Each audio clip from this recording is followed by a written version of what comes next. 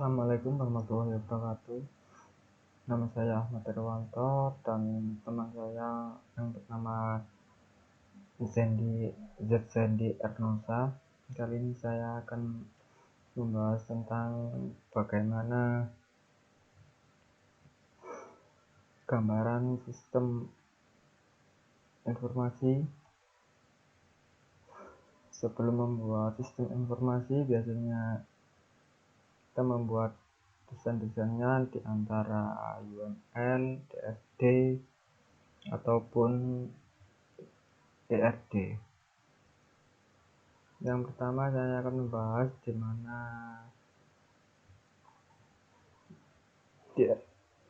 diagram flow atau bisa disebut diagram konteks. Di sini di gambar terlihat ada dua entitas, yang pertama user dan driver, dan di tengah-tengahnya ada sebuah aplikasi. Nah, di mana user menginputkan ke aplikasi yaitu data user, memilih layanan, pembayaran, stop go buy, penentuan lokasi, review, dan rating. Dan sedangkan driver menginputkan data driver, konfirmasi order.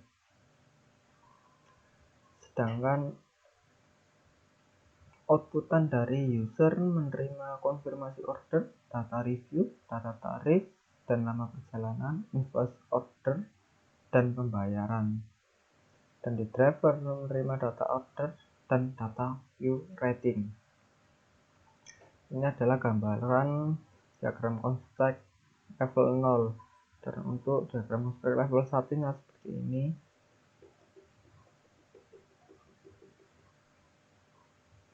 Di mana pelanggan harus melakukan login dahulu atau bisa disebut daftar, lalu sistem memverifikasinya. Setelah dia berhasil daftar ataupun login untuk pendaftaran, dia harus melakukan login ulang. Setelah dia melakukan login ulang, sistem penerima login tersebut sebagai user, di mana user dapat mengkonfirmasi order dan memberi rating. Sedangkan user memiliki data profil atau pelanggan. Untuk yang kedua, user dapat memesan orderan lalu dikirim ke aplikasi. Aplikasi lalu mengirim data pesanan itu ke driver.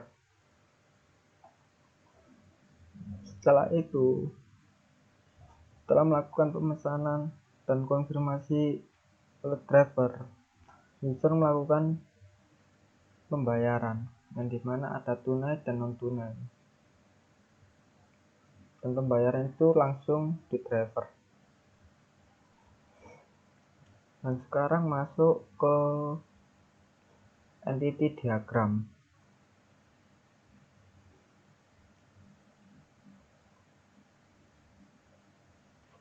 Entity diagram di sini terdapat beberapa entity dan beberapa entitas, di mana setiap entitas memiliki atribut. Di sini ada 4 entitas dan tiap-tiap entitas memiliki beberapa atribut. Contohnya di admin memiliki atribut ID admin, username, dan password. Sedangkan di entitas user memiliki atribut ID user, nama, tujuan, email, dan nomor HP.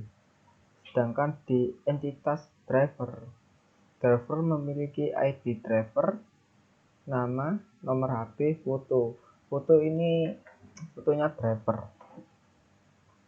Dan di entitas order memiliki atribut ID order, ID pengguna, ID driver, lokasi, tujuan, dan harga. Setelah ERD kita masuk ke diagram use case atau bisa disebut use case.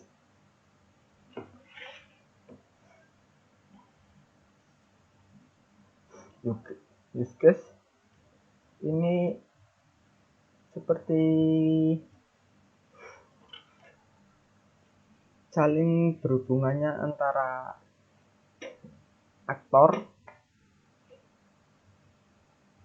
dua aktor untuk pengembangan sistem informasi.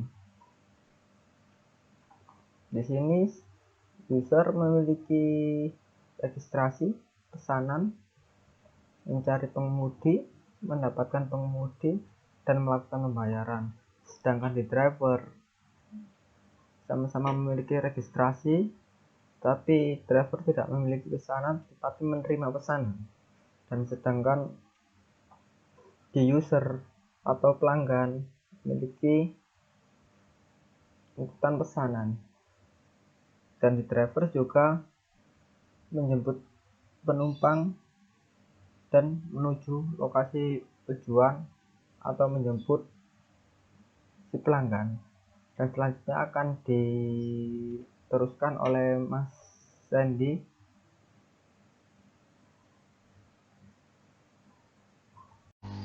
Assalamualaikum warahmatullahi wabarakatuh. Perkenalkan, nama saya Zendi Ernosa. Saya dari kelas 51 Teknik Informatika. Baik, di sini saya akan melanjutkan materi yang telah dijelaskan oleh Ahmad Irwanto. Baik, yang pertama, activity diagram. Untuk activity diagram, untuk nomor pertama, masukkan user dan password. Dan yang kedua, fasilitas validasi data login. Ketiga, konfirmasi. Dan keempat, setelah konfirmasi akan input pilihan pesanan. Dan setelah input pilihan pesanan akan diproses cari driver kosong. Setelah driver kosong, yang keenam, pemberitahuan pesanan. Ketujuh, konfirmasi driver. Ke-8, konfirmasi pesanan. Setelah konfirmasi pesanan, penumpang akan menyimpan data. Setelah simpan data,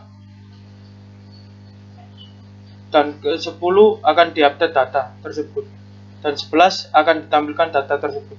Baik, materi yang kedua yang akan saya jelaskan adalah sequence diagram. Sequence diagram user. Yang pertama ada start.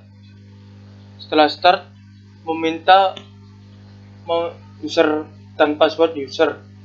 Dan kedua, user memasukkan username dan password. 3, user memasukkan username dan password. Dan setelah memasukkan user dan password, ada simbol decision, ya atau tidak. Dan setelah, kalau ya, akan ke bawah, akan melakukan sistem memverifikasi minta menu layanan. Kalau tidak, akan kembali lagi ke sistem meminta username dan password user.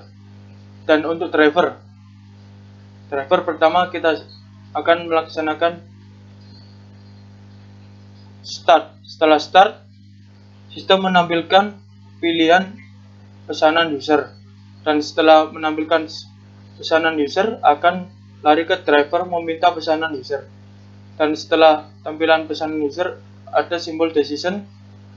Kalau iya, berarti sistem meminta pesanan, dan kalau tidak akan kembali lagi ke sistem menampilkan pilihan pesanan user. Dan kalau ya, sistem akan melakukan memberi tahu pesanan tersebut, dan setelah memberi tahu pesanan tersebut akan melakukan finish. Dan untuk relasi tabel